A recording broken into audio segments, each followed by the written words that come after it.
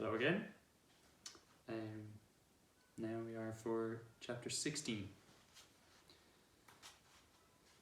which is called, surprisingly, What Happened About the Statues. What an extraordinary place, cried Lucy. All those stone animals and people too. It's like a museum. Hush, said Susan. Aslan's doing something. He was, indeed. He had bounded up to the stone lion and breathed on him. Then, without waiting a moment, he whisked round, almost as if he had been a cat chasing its tail, and breathed also on the stone dwarf, which, as you remember, was standing a few feet from the lion, with his back to it. Then he pounced on a tall stone dryad, which stood beyond the dwarf, turned rapidly aside to deal with a stone rabbit on his right, and rushed on to two centaurs.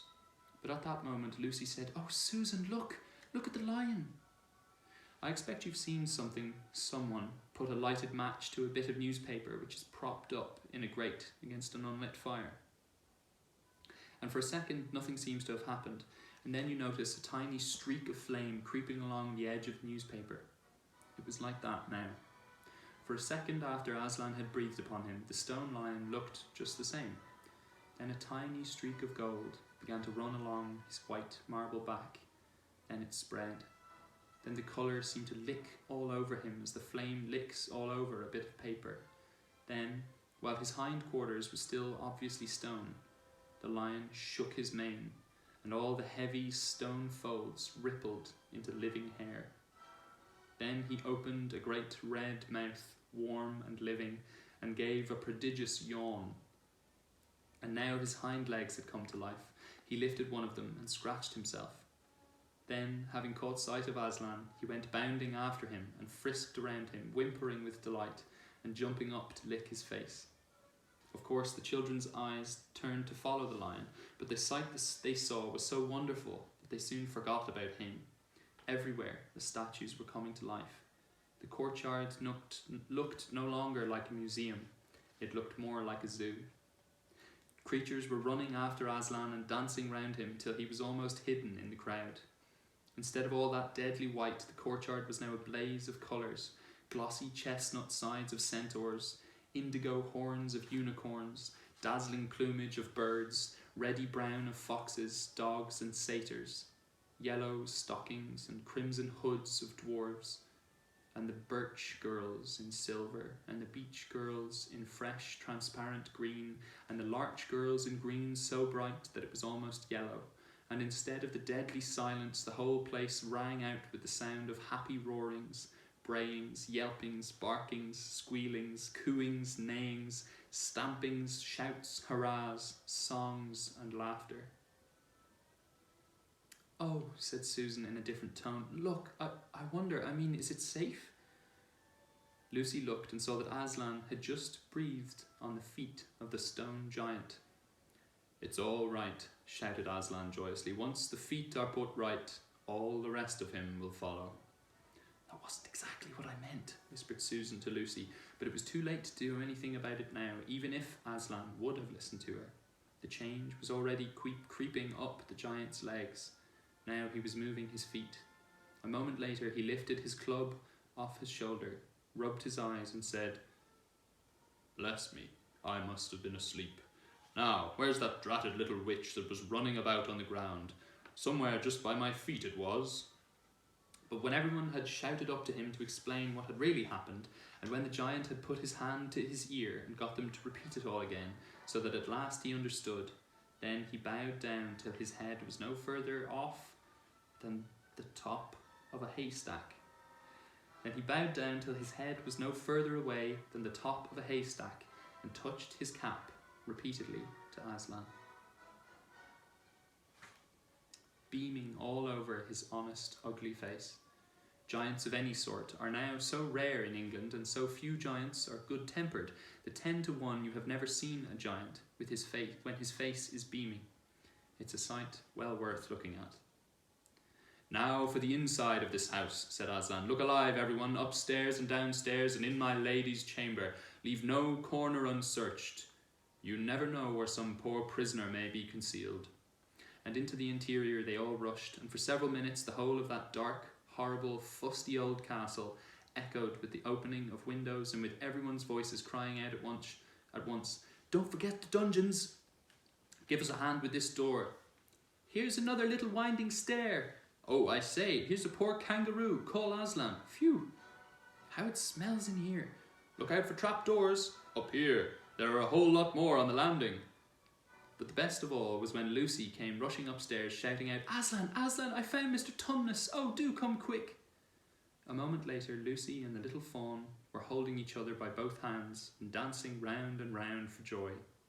The little chap was none the worse for having been a statue, and was of course very interested in all she had to tell him. But at last the ransacking of the witch's fortress was ended, and the whole castle stood empty, with every door and window open, and the light and the sweet spring air flooding into all the dark and evil places which needed them so badly. The whole crowd of liberated statues surged back into the courtyard, and it was then that someone, Tumnus I think, first said, "But how are we going to get out?" For Aslan had got in by a jump, and the gates were still locked. "That'll be all right," said Aslan, and then, rising on his hind legs, he bawled up at the giant.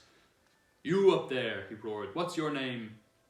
"Giant Rumblebuffin, if it please your honour," said the giant, once more touching his cap. "Well then, Giant Rumblebuffin," said Aslan, "just let us out of this, will you?" "Certainly, your honour, it will be a pleasure," said Giant Rumblebuffin. "Stand well away from the gates, all you little uns." Then he strode to the gate himself, and bang, bang, bang went his huge club. The gates creaked at the first blow, cracked at the second, and shivered at the third.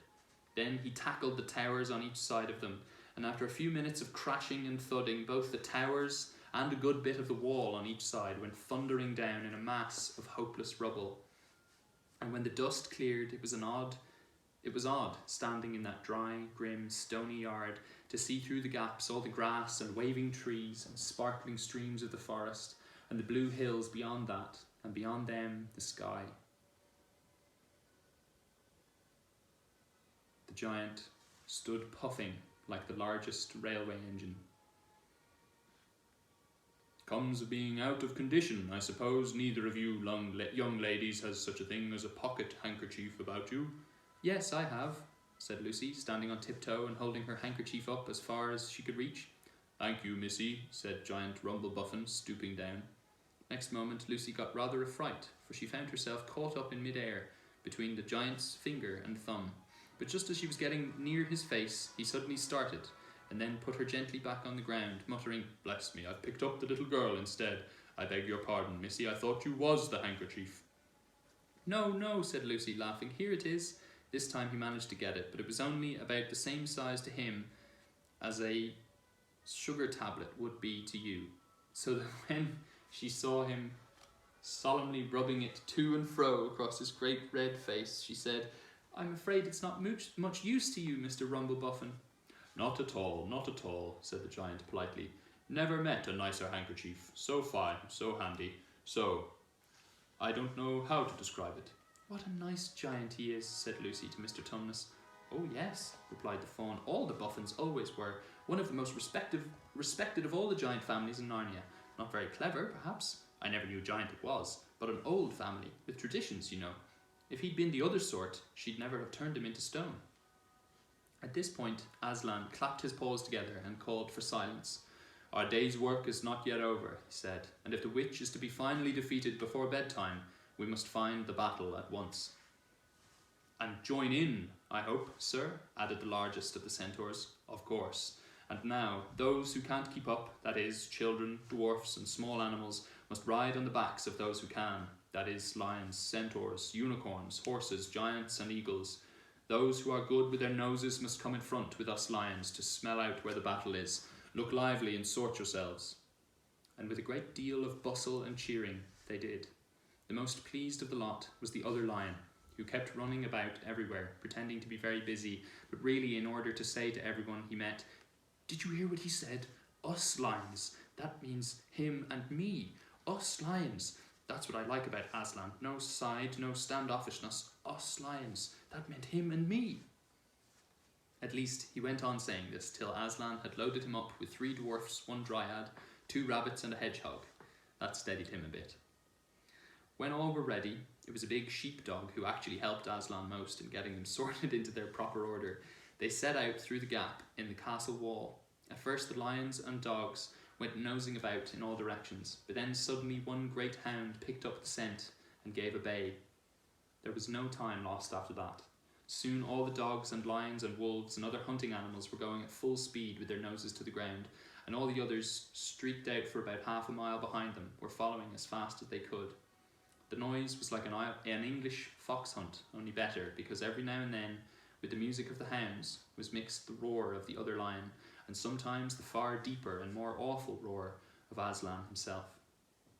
Faster and faster they went as the scent became easier and easier to follow, and then, just as they came to the last curve in a narrow, winding valley, Lucy heard above all these noises another noise, a different one, which gave her a queer feeling inside. It was a noise of shouts and shrieks, and of the clashing of metal against metal. Then they came out of the narrow valley, and at once she saw the reason.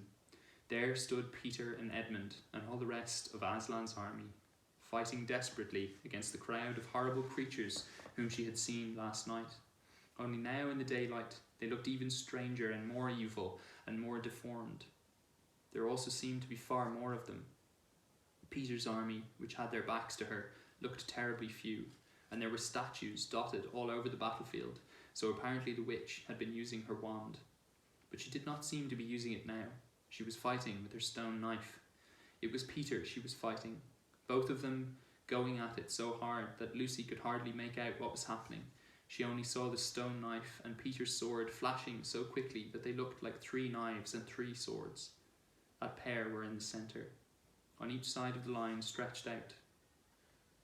Horrible things were happening wherever she looked. "Off my back, children," shouted Aslan, and they both tumbled off. Then, with a roar that shook all Narnia, from the western lamppost to the shores of the eastern sea, the great beast flung himself upon the White Witch. Lucy saw her face lifted towards him for 1 second with an expression of terror and amazement. Then lion and witch had rolled over together, but with the witch underneath, and at the same moment all warlike creatures whom Aslan had led from the witch's house rushed madly on the enemy lines. Dwarves with their battle axes, dogs with teeth, the giant with his club, and his feet also crushed dozens of the foe. Unicorns with their horns, centaurs with swords and hoofs, and Peter's tired army cheered, and the newcomers roared, and the enemy squealed and gibbered, till the wood re-echoed with the din of that onset. It's the end of chapter 16.